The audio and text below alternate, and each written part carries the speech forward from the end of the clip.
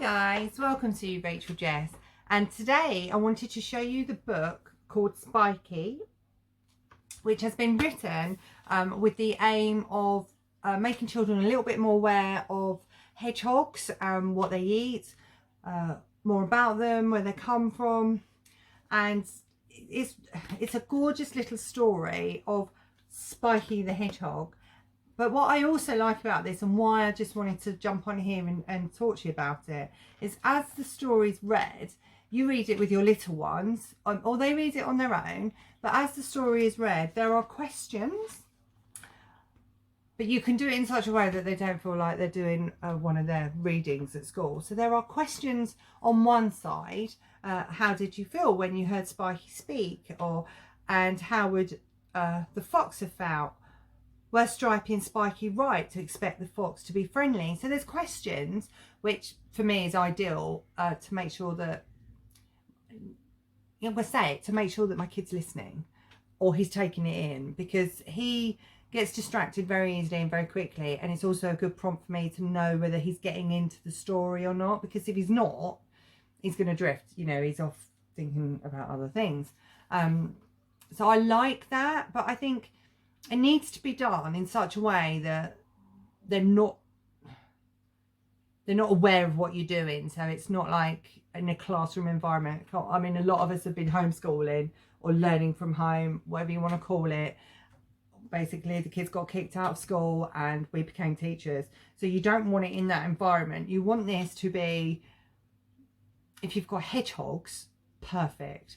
We've got a little hedgehog that I'm going to say she's a girl, and she comes through the garden from next door, which is a jungle, which is brilliant. So she comes through and she's got a path that she takes.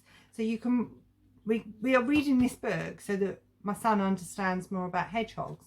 Not that he doesn't anyway. But the questions, you kind of want to do it in such a way that they don't realise you're doing it. So I think we should have a quick read of it and then, oh yeah. But then there's also, not only is there questions on how it makes you feel, but there's questions on the actual book. So it's, how, so you've got your how, what's, where's and why's on this side. And then you've got, who did Spikey try to sound like?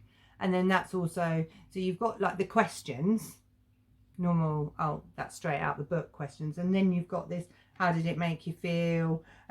What was Spikey trying to do? So a bit more engaging side on the questions. You obviously don't have to read the questions, but I like that because it's not always obvious which ones to ask. And you don't have to ask questions when you read, and it can literally just be reading a book. But this isn't how Spikey is designed. It's designed to get you talking. It's designed to get us to be more aware of our hedgehogs. They're declining, and I don't know when, but they're going to go on the endangered list soon, aren't they? And, it's the build-up of houses and replacing hedges with fences. We had dogs, so we had fences. We didn't have hedges. The dogs would have gone through the hedges. But it's like, how do you change all that so that we can still keep the wildlife that we've got, but we bring it into our modern-day living as well?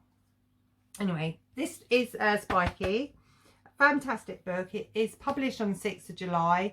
It's $9.99, and it's a great way to introduce your children to hedgehogs.